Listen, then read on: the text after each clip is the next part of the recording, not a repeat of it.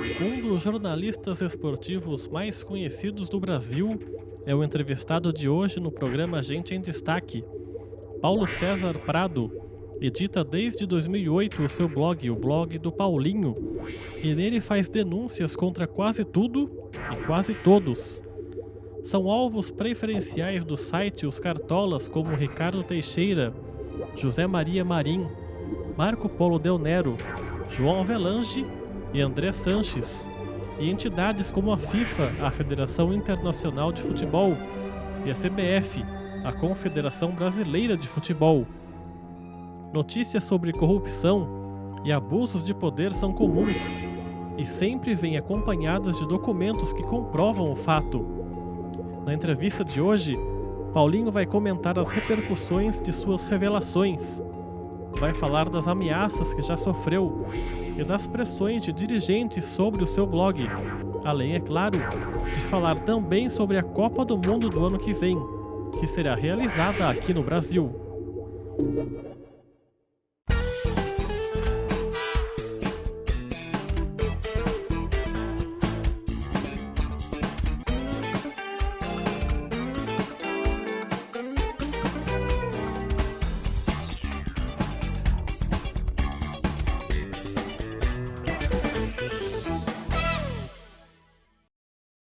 Bom, Paulinho, obrigado pela sua presença aqui na TV Câmara de Jacareí.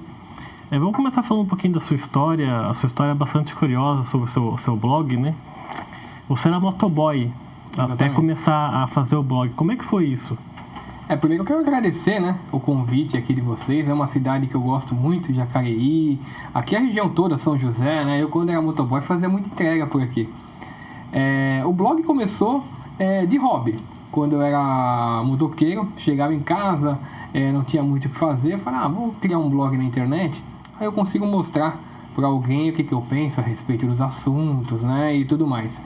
E, de repente, começou a ficar muito bem comentado no Orkut, que era a rede social da época, e a ter visitas que eu jamais esperaria ter.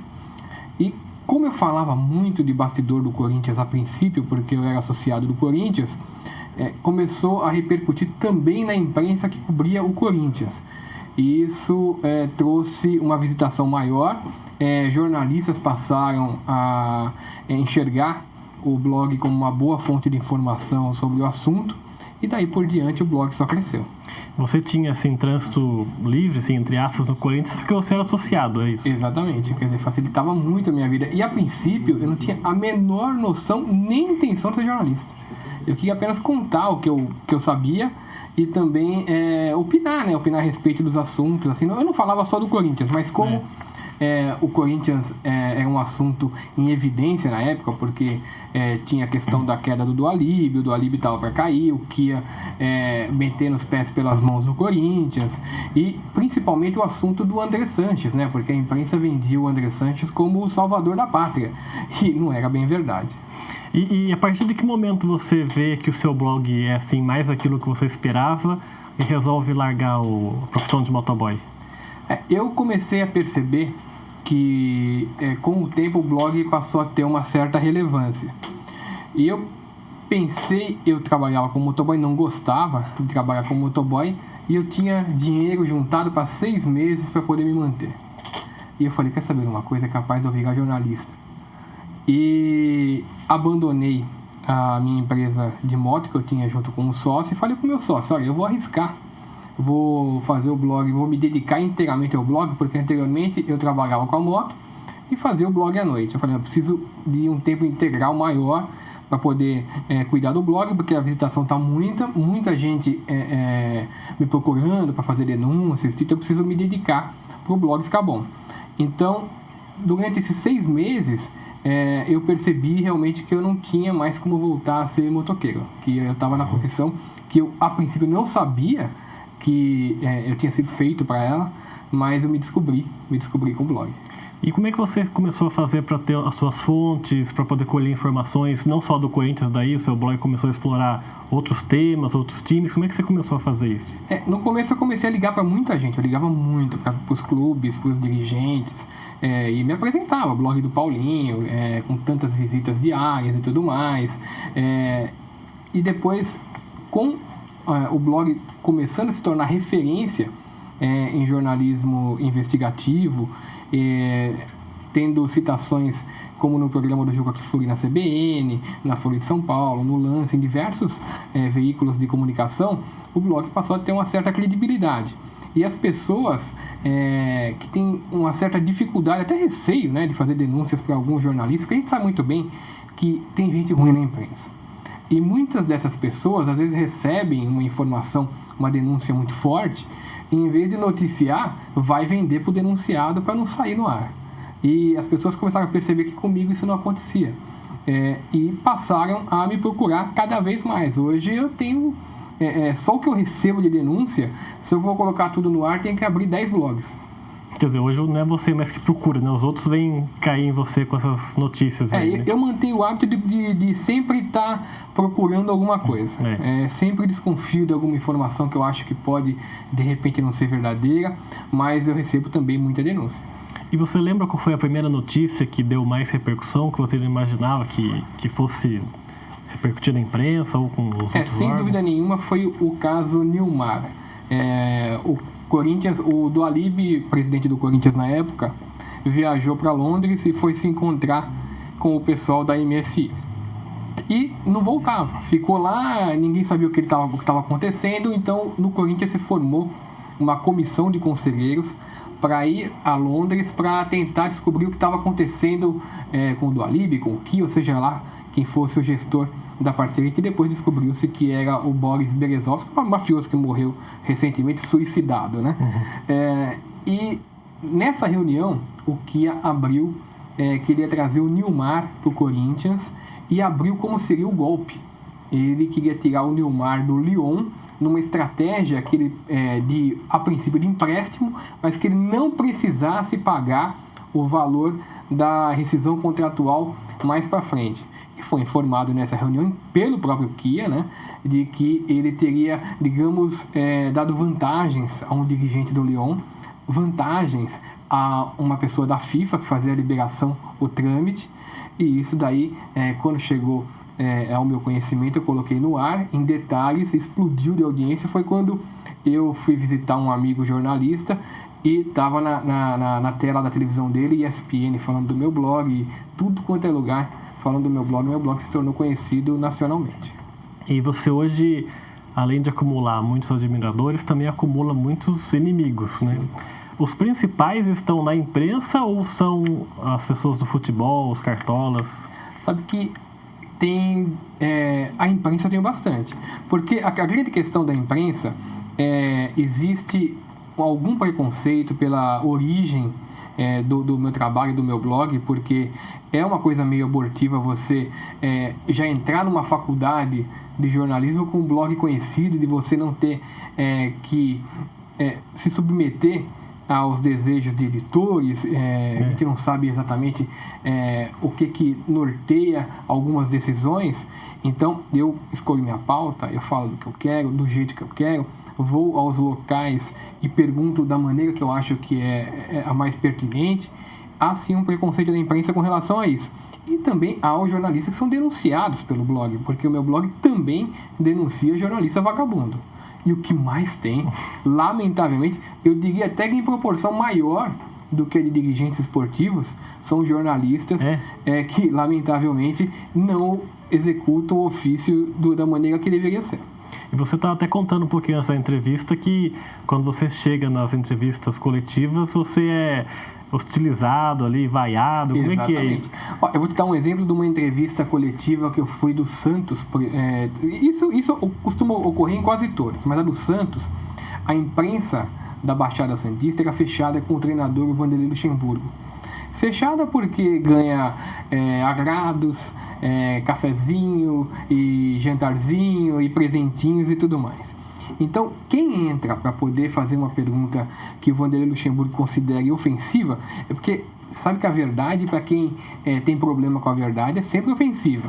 Então, eu cheguei na coletiva e perguntei para o Luxemburgo, porque o presidente do Santos na época, o Marcelo Teixeira, estava para criar um fundo de atletas. E esse fundo era mexer com dinheiro. Ele queria dar para o Luxemburgo gerir o fundo. A gente sabe muito bem pelo histórico do Vanderlei Luxemburgo que não é bem aconselhável dar na mão do Luxemburgo esse tipo de coisa.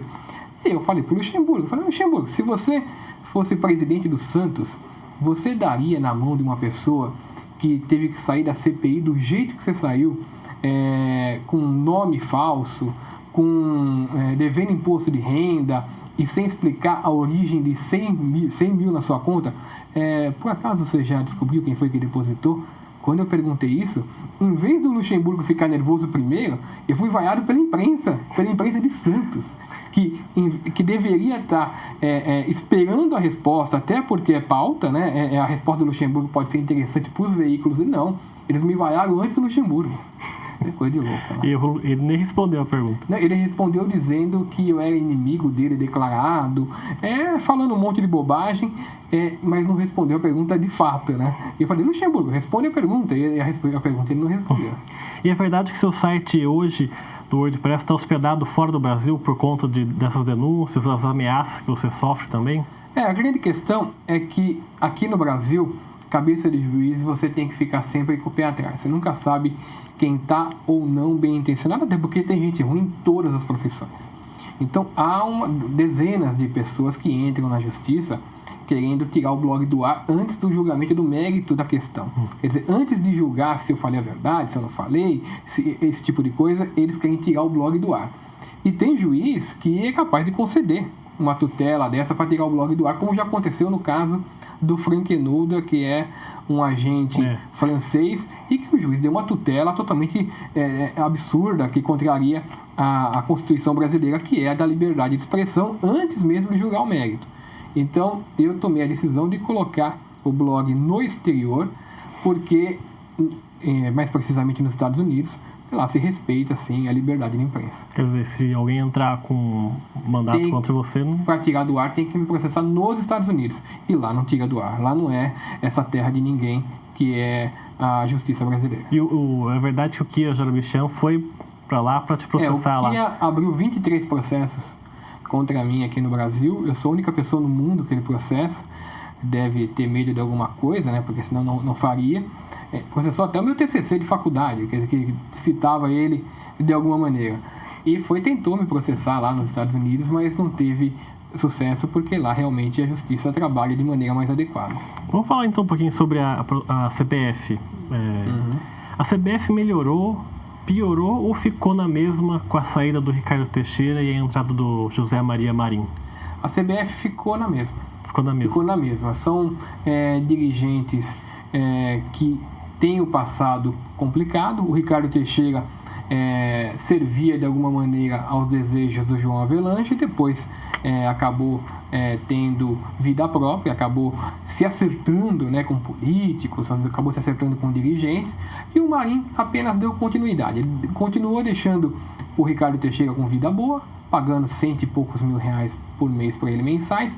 Antes de entrar no poder, o Marinho certamente acertou o que poderia ser feito e o que não poderia ser feito com o Ricardo Teixeira, e já está preparando o terreno para o futuro presidente da CBF, que vai ser o Marco Polo Deonero. Não tenho a menor dúvida que vai ser o Marco Polo Deonero, até porque o Marco Polo já tem bastante ingerência na gestão do Marinho. O Marinho, passado do Marinho, vice de Paulo Maluf, aqueles discursos horrorosos que ele fez na época da ditadura, que até culminaram com a morte de um jornalista, colega nosso, Vladimir Herzog. Quer dizer, esse tipo de gente que comanda o futebol brasileiro hoje. E a oposição a essa gente, que é capitaneada, segundo dizem, pelo André Sanches, ex-presidente do Corinthians, é ainda mais lamentável, porque enquanto o Marinho é uma pessoa que a gente sabe o que faz e tem até um certo nível cultural, o André Sanches é o que há de pior em toda a história da cartolagem nacional.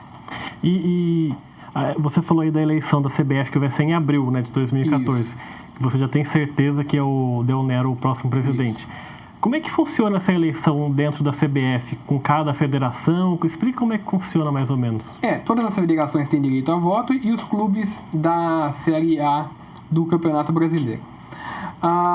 Com as federações, que são a maioria dos votos, o Marco Paulo Deonero e a CBF já estão praticamente fechados. Vai ter agora mais um trem da alegria, que é o sorteio. Que vai ter o sorteio, todo mundo com hotel 5 estrelas, com tudo pago. E a grande verdade é que ninguém vai conseguir mudar o comando da CBF antes da Copa do Mundo, porque até essa eleição era para ter sido feita depois da Copa do Mundo, eles anteciparam exatamente por isso. Ninguém vai mudar com medo do que pode acontecer para frente. Se essa eleição fosse depois da Copa do Mundo, não tem a menor dúvida que se o Brasil perdesse a Copa, eles estavam mortos. Aí podia entrar, eu digo isso, existe um dirigente do Corinthians, um conselheiro do Corinthians que é conhecido por ser, aceita qualquer tipo de coisa, que é um tal de Mané da Carne. Até esse Mané da Carne poderia ser presidente da CBF se o Brasil perdesse a Copa do Mundo. E daí a eleição vai ser feita em abril, para assumir em abril de 2015, é isso? Isso. E como é que funciona, por exemplo, das federações? Você não vê um presidente de federação honesto, de presidir de mãos limpas? Tem algum? Olha, é possível até que tenha. O problema é que o sistema do futebol brasileiro, assim como o sistema político em geral, é um sistema que não dá margem para que uma pessoa bem intencionada consiga obter o poder. Porque todo mundo, a grande maioria das federações, sobrevive do dinheiro que a CBF distribui. E muitos desses dirigentes que estão há anos, tem cara que está há 20 anos, 30 anos, não tem nenhum outro tipo de renda que não seja a de estar como presidente da entidade, embora oficialmente não recebam nada. Quer dizer, então, essa gente não quer largar o osso.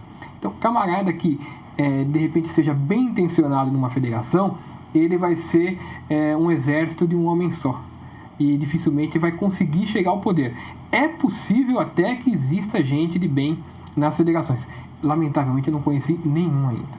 Quer dizer, o André Sanches, ele não tem chance por conta desse mancudamento aí, entre aspas, da federação, já com Del Nero, Marinho... Isso, ele não tem chance, além da questão da lógica de ninguém trocar o comando da CBF antes de uma Copa do Mundo, porque é ilógico acontecer isso.